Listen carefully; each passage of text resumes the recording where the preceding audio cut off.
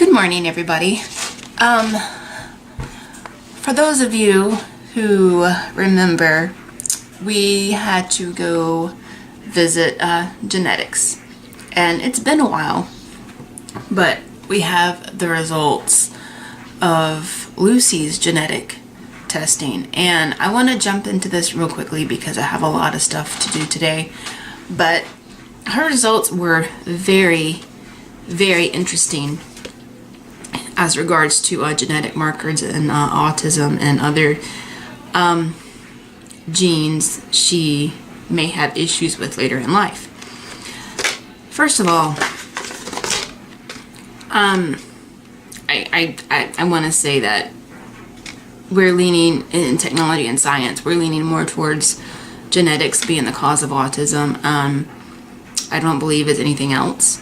I think genetics play a huge role in any kind of disability, autism, epilepsy, anything that's broad, any kind of disease. I mean, yeah, health does play a role in a lot of these, and so does environmental factors, but I think when we're discussing autism, I think it's more of a genetic flaw or a genetic mutation. And let's scratch the word flaw. I think that's too much of a harsh word. Let's just stick with genetic mutation, because that's what the genetic counselor actually used. But her testing results came back with two very specific genes that they were looking for, and both genes have mutations. The first gene that was discussed was the GRAN2B gene. Now you have two copies of that gene. Everybody has two copies of the GRAN2B gene. Mutation in this particular gene happens when one copy of this gene stops working, or is just copied wrong, or written wrong, or however you want to word it. But this mutation happens when one of the two copies of this gene just malfunctions completely. And this is what happened with Lucy. It was a malfunction on one of the copies of her GRAN2B gene. And I'm going to have everything in subtitles in case you want to go back and research some of these genes yourself. Because I do find this stuff interesting, not only as a parent, as a mom of a special needs child, but as somebody who loves science and technology and just the medical field in general. But the GRAN2B gene has a lot to do with autism, epilepsy, sensory input and output, gross motor functions, fine motor functions, and it's a gene that I would suggest you look into if you're into this type of sort of thing. Some parents don't want answers, and that's fine. I'm the type of parent who would rather get as many answers as possible, because I feel like I can help my child more with the more I know.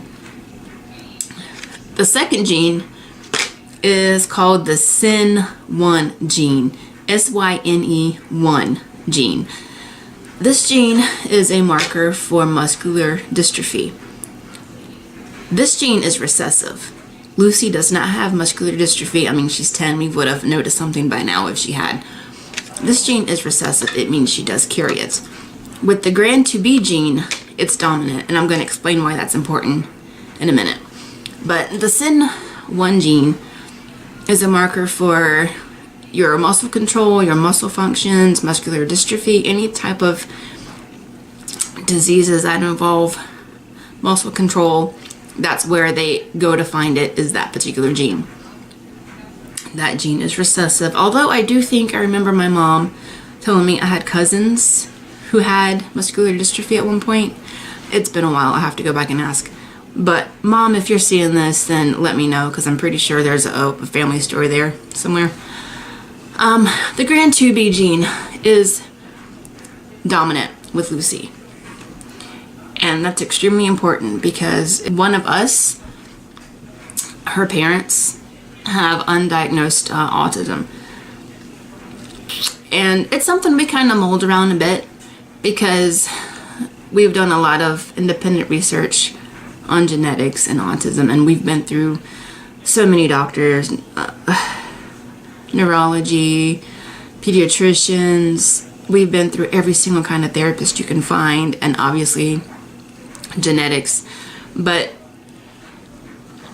it's marked as dominant, which means either myself or my husband have autism.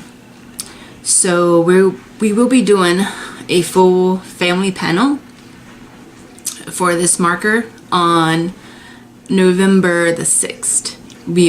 Annie was already scheduled for one anyway because she has autism too. They did Lucy first because she is more medically established as a patient.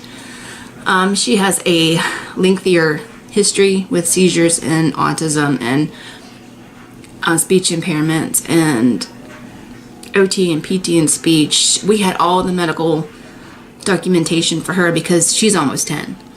If you saw the folder on this kit, it's insanely thick. But we will all be going next month for a full family panel. Myself, my husband, Jana, and Annie, of course. Just to kind of narrow it down a little bit. And I will definitely update you guys about that. But I think this is fascinating.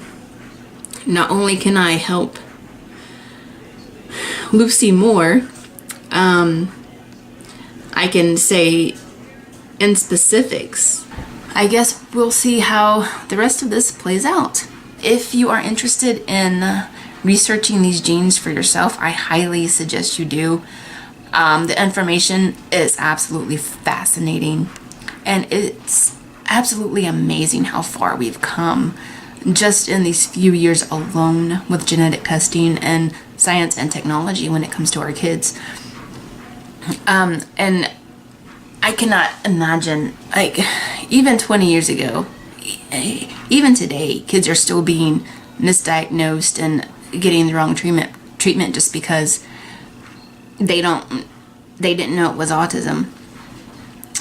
If you guys are familiar with Temple Grandin and her work, she even says that she was labeled as being schizophrenic when she actually had autism and not schizophrenia. There's generations and generations of people who just never got the proper help, never got the proper support because they just didn't know what was wrong. And with today's testing and all the technology that we have to work with, this is one of the things that can make our kids better. So I will definitely let you guys know the results of the other tests that come back. It took 2 months for Lucy's to come back, I believe. So it probably won't be until after the new year when we hear anything else. But I would definitely keep you guys posted.